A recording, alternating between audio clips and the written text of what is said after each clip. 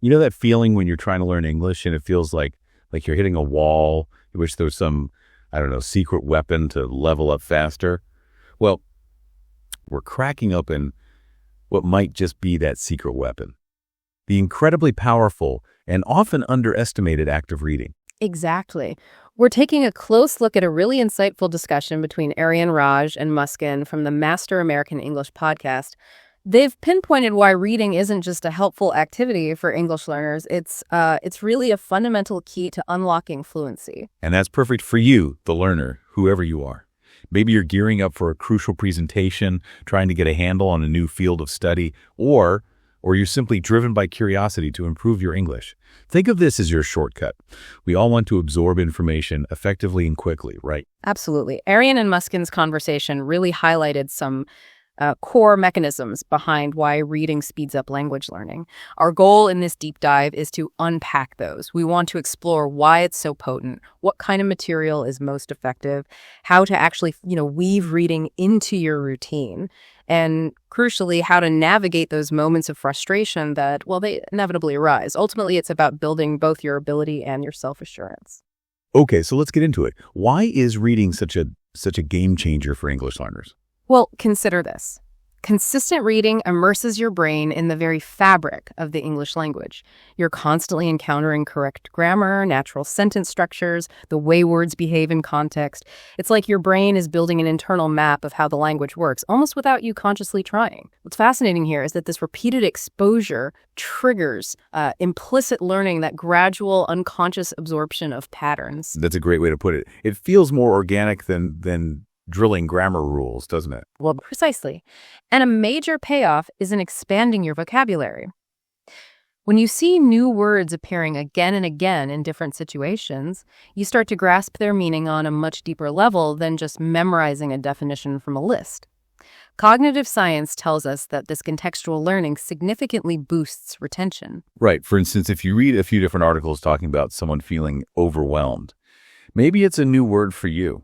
Right. But you'll start to understand it means feeling stressed or burdened just from the surrounding sentences. Exactly. You're not just recalling a definition. You're understanding how that word functions in the real world of language. And this repeated contextualization makes those words stick, and in your long-term memory. Okay, and what about those tricky grammar rules? They can feel like a real obstacle sometimes. Well, what's interesting is how reading helps you develop an intuitive sense of correct grammar. You might not be able to name the specific rule, but through consistent exposure, your brain starts to recognize what sounds right and what sounds, off. For example, seeing the dog barks repeatedly and the dogs bark helps you internalize subject-verb agreement simply through pattern recognition. It's like your brain is saying, aha, I've seen this structure before. This is how it works. Yeah. So it's not just about understanding the meaning, but also absorbing the natural rhythm of English. Absolutely. And that extends to pronunciation, too. Even when you're reading silently, your brain is subconsciously processing the sounds associated with those words. And if you make a habit of reading aloud, it actively trains your mouth and builds fluency in your spoken English. Okay, here's where it gets really compelling. Because all of this increased understanding and familiarity, it has to boost your confidence when it comes to actually speaking and writing, right? Absolutely. Aryan and Muskin shared a story about a student who was very, very hesitant to speak English. But as they started reading short stories regularly and their comprehension grew, they felt much more empowered to express themselves. It creates a positive feedback loop. And it doesn't have to be huge, intimidating novels, does it? Yeah. Even those smaller chunks of English we encounter every day are beneficial. Exactly. Short news snippets, blog posts, even simple narratives. They all contribute to building that essential foundation. Every little bit of reading is a step forward. Okay, so we're clear on why reading is so vital. But what kind of reading material should our listener, the learner, actually be reaching for? Right. This is where many learners can feel a bit lost, thinking they need to immediately tackle, advanced literature. But that's simply not the case. In fact, starting with simpler materials is often the most effective approach. Like Muskin's experience of picking up a children's book. That's a brilliant entry point for beginners. Children's books typically use very basic vocabulary, short, clear sentences, and often have illustrations that provide valuable context. This can make the learning process much less daunting and, frankly, more enjoyable. Yeah, I can definitely see how that would lower the barrier to entry. What other types of reading material are particularly good for learners? Graded readers are another fantastic resource. These books are specifically written for different levels of English proficiency, from absolute beginner to advanced. What makes them particularly useful is that they carefully control the grammar and vocabulary used at each level, often introducing new elements gradually. They also frequently include built-in glossaries to help with unfamiliar words. So you're less likely to get bogged down by too much new information at once. That sounds much less frustrating than constantly reaching for a dictionary. What about something a bit more visually engaging? Comics and graphic novels can be surprisingly powerful tools. The combination of text and visuals provides a wealth of contextual information, making it easier to understand conversations, idioms, and, informal language. Plus, the visual narrative can aid comprehension and memory. Okay, that's a fun option that I hadn't really considered before. What about staying informed about current events while also practicing English? Oh, absolutely. Online articles, blogs, and news websites specifically designed for English language learners are excellent for this. Platforms like BBC Learning English or VOA Learning English offer simplified articles on a wide range of topics. And let's not forget the convenience of mobile apps that provide short reading lessons, often with built-in dictionaries and pronunciation guides. These can easily fit into short breaks during your day. So it sounds like there's a really diverse range of options available. How do you actually go about choosing what to read? Any practical advice for our listener? Absolutely. Firstly, and perhaps most importantly, choose topics that genuinely pique your interest. Whether it's sports, cooking, travel, science, anything that makes you want to keep reading. Secondly, be realistic about the difficulty level. If you're constantly struggling to understand even the basic meaning, the material is likely too advanced and could lead to discouragement. Aim for something where you understand a good portion of the content. Find that sweet spot. Exactly, the sweet spot. And remember, it's perfectly okay to not finish every book you start. Even reading a page or two consistently is far more valuable than abandoning a difficult novel halfway through. Ultimately, reading should be enjoyable. If you're not enjoying it, try something different until you find material that resonates with you. That makes a lot of sense. It's about finding that sweet spot where you're challenged, but not overwhelmed, and genuinely engaged with the content. Now, reading is clearly a powerful tool for language learning, but the Master American English podcast also touched on how it benefits other aspects of life, didn't they? Yes, definitely. The advantages extend far beyond just improving your English skills. Think about the practical side, being able to understand signs, menus, emails, all sorts of online information. Strong reading skills in English greatly increase your independence in these everyday situations. Imagine traveling and feeling confident navigating an airport or ordering from a menu in English. That would definitely give you a real sense of accomplishment. Exactly. And in the professional realm, strong English reading comprehension is often crucial for understanding instructions, emails, reports. This can significantly enhance your effectiveness and, open up more opportunities in your career. And in today's interconnected world, staying informed about what's happening globally is more important than ever. Precisely. Reading news and articles in English allows you to access a wider range of perspectives and stay up to date on global events. Beyond information, though, reading can also be a wonderful way to relax and reduce stress. Many people find that reading before bed helps to quiet their minds and even promotes better sleep. So it's not just about feeding your brain with language, it's also beneficial for your overall well-being.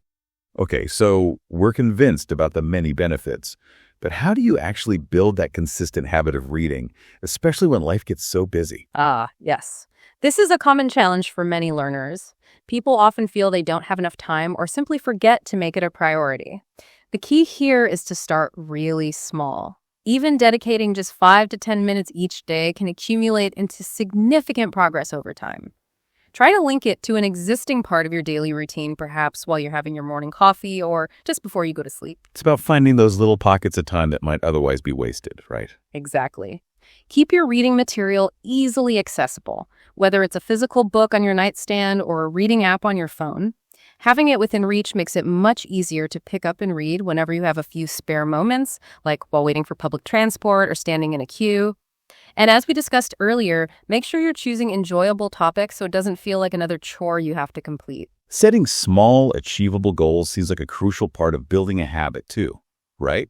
like not biting off more than you can chew. Absolutely. Instead of setting an overwhelming goal like, I'll read one novel every week, start with something much more manageable. Maybe I'll read one short article this week, or I'll read 5 pages every day. Okay. Tracking your progress, whether in a simple notebook or a dedicated app, can also provide a sense of accomplishment and keep you motivated. And don't get discouraged if you don't understand every single word. Focus on understanding the main idea. You can always go back and look up recurring or important words later. And it's perfectly fine to read slowly, especially when you're still learning. It's not a race. Exactly. And as Arian and Muscan pointed out, try reading aloud from time to time. It can be really beneficial for improving your speaking skills and solidifying pronunciation. So, to recap our habit-building tips. Start small, identify a consistent time, read content you genuinely enjoy, set simple and achievable goals. Don't get hung up on perfect comprehension, and above all, be consistent. That's some really practical and encouraging advice. Now, let's be honest. Reading in a second language isn't always easy. What are some of the common hurdles that English learners face when trying to read? Right. The Master American English podcast touched on several common frustrations. A big one is encountering a lot of unfamiliar vocabulary, which can feel overwhelming and, well, discouraging. Another challenge is simply feeling bored if the reading material isn't engaging or is too far above their current level. And of course, finding the time and remembering to prioritize reading in a busy schedule are ongoing struggles for many. Finally, some learners find that they quickly forget what they've read. Those all sound like very relatable challenges. So what are some effective strategies for overcoming them? Okay, so for dealing with unfamiliar vocabulary, the key is to keep reading and try to infer the meaning of words from the surrounding context. Only look up the words that seem absolutely essential for understanding the main idea, and perhaps jot them down in a notebook for later review. Don't stop every 2 seconds. If boredom is the issue, it's a clear signal to switch to more interesting and appropriately leveled material. Remember, reading should be something you look forward to, not something you dread. For the lack of time, just remind yourself that even 5 minutes of focused reading is a valuable start. Utilize those small pockets of downtime throughout your day. And the forgetting part. Yes, forgetting. Try taking brief notes after you finish reading, maybe just 3 new ones you learned or a short summary of what you read. Talking or writing about what you've read also helps to solidify the information in your memory. And don't hesitate to reread sections or even entire pieces of writing. Sometimes a second reading can really clarify things. So it's about being adaptable, strategic, and persistent in your approach, not giving up easily. Now, the idea of just sitting down and reading can sometimes feel a little traditional. Are there any more fun or creative ways to make reading a more engaging experience? Absolutely. Reading aloud is a fantastic way to improve both your speaking and your pronunciation. You could even try recording yourself reading and then listening back to identify areas where you might want to improve. Reading with a language partner and taking on different roles in dialogues can also make it much more interactive and enjoyable. That sounds almost like a mini performance. Mm-hmm. I like that. Exactly. You could also try drawing scenes or characters from what you're reading. This visual engagement can really deepen your understanding and help you remember the story.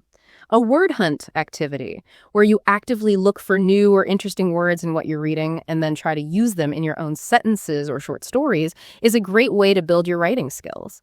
And don't underestimate the power of acting out scenes from a story. It engages you physically and emotionally with the material. Finally, setting personal reading challenges with small, achievable goals, and maybe even rewarding yourself when you reach them, can be a great motivator. These all sound like excellent ways to inject some fun and creativity into the process and really connect with the material on a deeper level.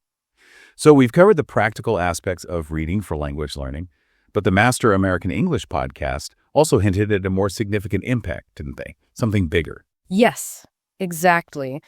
Reading isn't just about acquiring a new language, it's also about personal growth and expanding your horizons. It exposes you to new ideas, different cultures, and a multitude of perspectives. It truly broadens your understanding of the world and the people in it. It really does open up new worlds, doesn't it? Just through words on a page. Precisely. And it's so important to remember that progress, not perfection, is the ultimate goal. Consistent effort, even in small increments each day, is what will truly make a difference over time.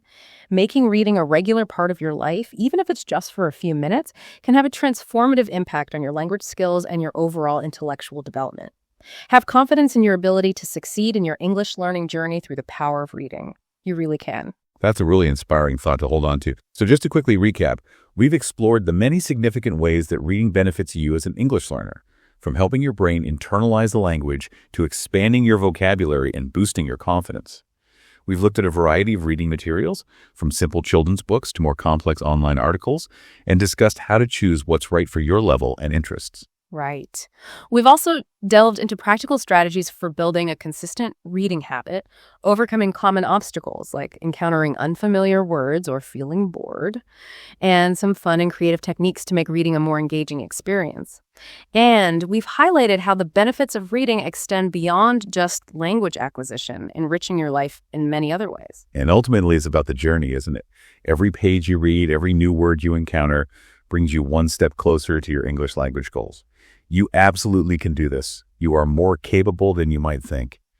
So we strongly encourage you to take these tips and make reading an integral part of your English learning adventure. And to leave you with one final thought, consider the profound way that reading can connect you with diverse voices and experiences, fostering not just language proficiency, but also a deeper empathy and a richer understanding of the complexities of the world we share.